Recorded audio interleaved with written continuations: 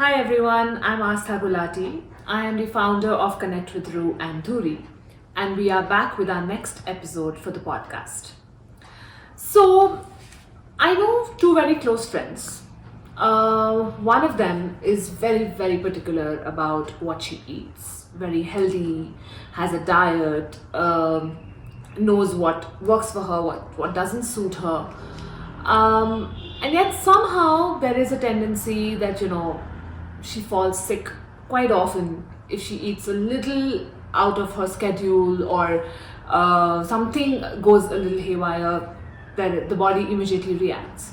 And on the other hand, I have another friend who eats whatever she wants, and she's completely healthy, she's fine, she's fit, she's toned, and it makes you wonder, doesn't it, that is it really just about what we eat, or is there something more to the whole story?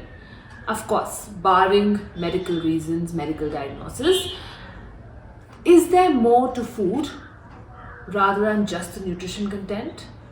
Or what is the story then? So today's topic is a little bit about that. So what if I told you that food is an emotional story as well? So roughly 40% is, yes, the nutrition content that we eat. 30% is what we do with it in terms of exercising, our lifestyle. And 30% is the emotion or the thought related to the food. How? So let's first talk about food as a concept could mean different things for all of us. Depending on the consciousness level that we are at, food has a different energy for each one of us. So for instance, for some people, food is simply survival. That I'm just eating so that I can survive, I can breathe, I can live. Now these are people for whom food is at the root chakra consciousness level, at the base. Then there are people who love good food. Like, if they're having a crappy day and you give them good, tasty food, these are the ones who like it presented in a certain way. They like finesse of the food. They love to taste every bite. And now these are the people for whom food is indulgence. It's about the pleasure related to it. And these are people at sacral chakra level. Then we have people for whom food is about routine. Everything has to be clockwork. As long as I'm eating on time, I'm eating healthy, I'm eating fine. That's what food means for them. For a lot of people, food is a way of bonding, is a way of love, is a way of feeling belonged. So these are people who would love to eat together. They can't eat alone. The way they cook is a sign of how much they love. Good food is equal to love for these people. Heart chakra consciousness. Then for a lot of people, food is about status. It's about how good they feel about themselves. So they will make sure that they get, maybe for instance, organic food, what people think about it. They will make sure that it's presented a certain way. It's about the society, it's about the status, it's about how good it makes you feel. Throat chakra. For a lot of people, food is at the third eye level, where how is food helping me achieve my overall goals? So I will make food so that I can get my other goals done in life. So food has to support my overall vision in life.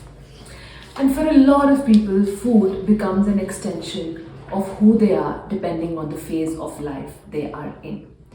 So based on the consciousness level you are at, food will serve you accordingly. It is all about associations that we have with food, what we believe food does for us in our life. Now, if you are a believer that I have to eat healthy, I have to eat on time, routine is very important, you're at solar plexus, the day you go off, your body will react. And that is how food affects our health so much more than just what we eat. Now, what are these emotions that could block us sometimes, that could often sabotage our health, even though we are eating absolutely right, eating healthy, eating everything that we are supposed to? First, fear. You ask a lot of people, why do they want to eat healthy? Very rarely do you get the response, because I like healthy food. Mostly, the starting point of starting to eat healthy is out of a fear that if I don't, I'll fall sick. My organs will give away. I won't be able to digest. I won't live long, and all of that. Now, whatever you start with a baseline of fear, further begets fear. You can keep eating right, but that fear doesn't leave you. And often, food creates more and more fear because your starting point was out of a fear of not falling sick. Rather, ask yourself, what would you like to eat? Your body is super intuitive, it's super intelligent. It will tell you what it wants. When you trust your body to give you signals, automatically the kind of food you attract is something that will suit you based on the consciousness level, based on the phases of life that you are in. But if your starting point of eating healthy is fear, then do what you will. Food will create further fear for you. Everything that you eat slightly wrong will have a massive impact on your body, whereas it could just be something, we eat something wrong all the time. But does it have to affect our body so badly? Well, if you fear food so much, and if you fear food can do that to you, it will. Second, guilt. How many times has it happened that you've had a yummy chocolate pastry and then gone on days or at least hours guilting yourself about that pastry that you had?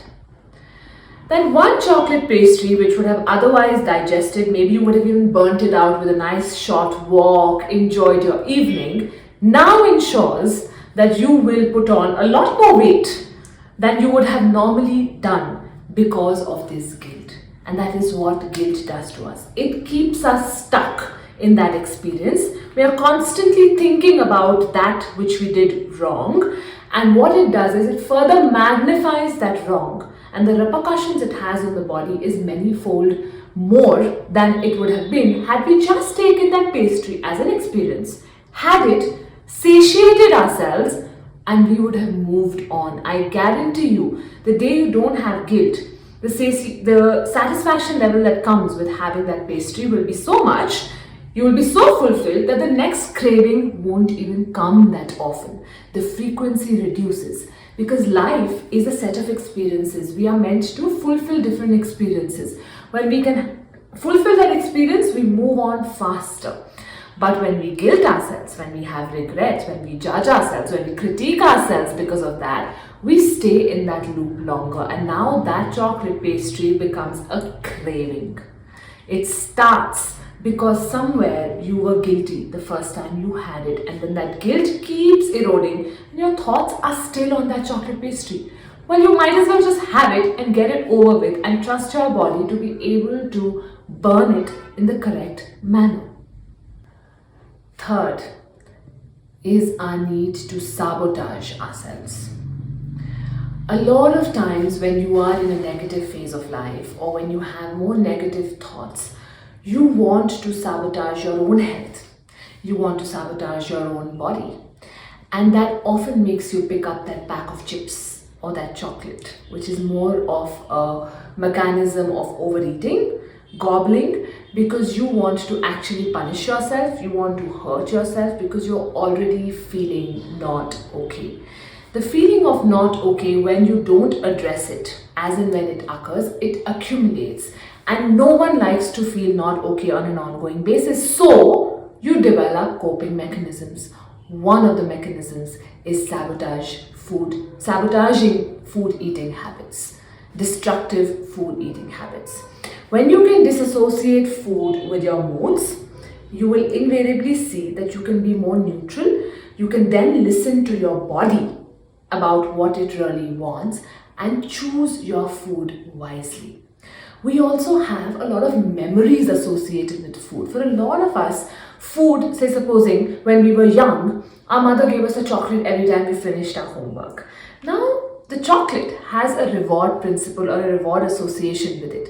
As you grow old, every time you want to reward yourself, you start, or on a good day when you've done something good, you just feel like a chocolate something. And you wonder why. Why can't I not have something sweet?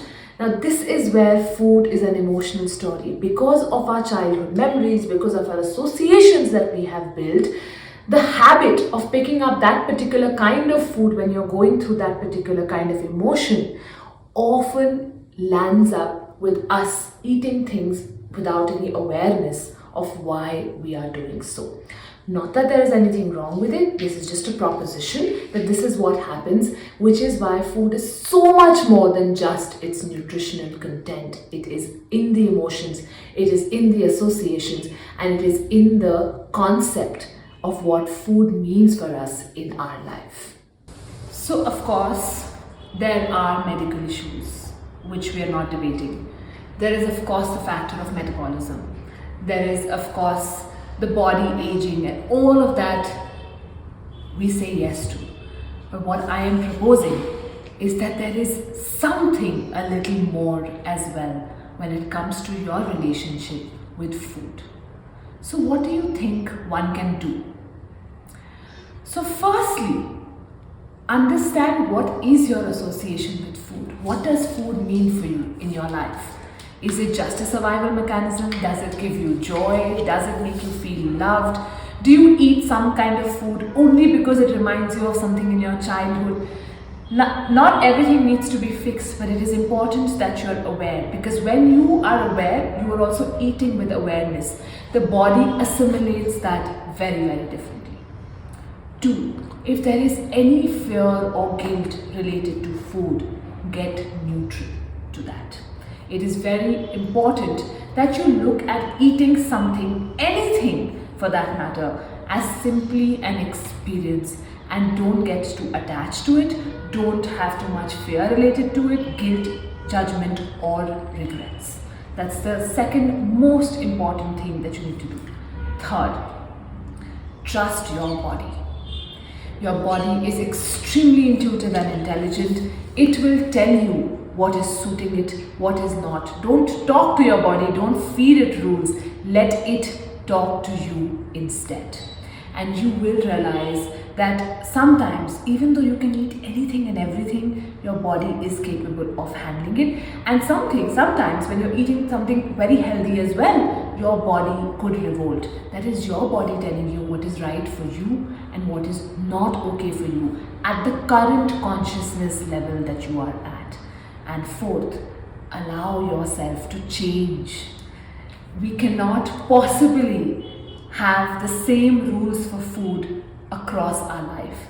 It will change. Your body will tell you now that this is not suiting me. Now I enjoy this more. Today I'm craving a chocolate. Tomorrow I'm craving something else. Allow it. Get it over with. You will be surprised how the body will be so easily satiated. You will not get stuck in that experience, and food will actually not cause things like what you feel it does: bloating, obesity, unhealthiness, all the ailments that we blame on food. It doesn't have to do that for you. Of course, there are ways in which you tap these associations. There are ways in which you understand your relationship with food. You can always reach out to us in case you want to understand the association. How do we heal it? How do we get neutral to food? And how do we get food to work for us? Another very important factor is when you are eating food, don't focus on what you don't want. Focus on what you want the food to give you. It will give you that. So if you want good health, if you want fitness, if you want to feel toned, if you want to be healthy, manifest and focus on that rather than focusing, oh please don't make me sick, oh please don't make me unhealthy, oh please don't make me fat. No, if the focus is on what you don't want, that magnifies more. Focus on what you want the food to give you, and that magnifies. It's really sometimes that simple. Try it with the food you eat and maybe get in touch with the feedback. So if you have any more questions, if you wish to dig deeper into this, if you wish to heal your relationship with food, do get in touch with us. You can email us at reach.ruhme@gmail.com. That is reach.ruhme@gmail.com. We hope to hear from you. Thank you so much.